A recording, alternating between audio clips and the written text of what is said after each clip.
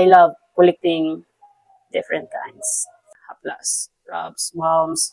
Parang naging part na siya ng lifestyle ko. Maybe dahil lumaki akong nakikita ko ang lola ko na gumagawa ng haplas. Kaya hanggang ngayon, I love collecting this one, Lavender Relief Massage Rub. From the same brand na na-try ko na. More on relaxation, calming effect, better sleep. Meron siyang menthol feel. May mild anghang na nakakatulong kapag masakit ang ulo, masakit ang likod, pagod ang katawan, nahihilo, or kahit simpleng pang-massage lang. Ang maganda dito, marami silang variants, depende sa kailangan mo. Lavender, eucalyptus, tea tree, oregano, turmeric, ginger, and peppermint at wintergreen.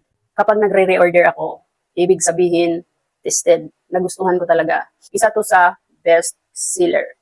Lavender, bitter order habang kumpleto pa ang fragrance.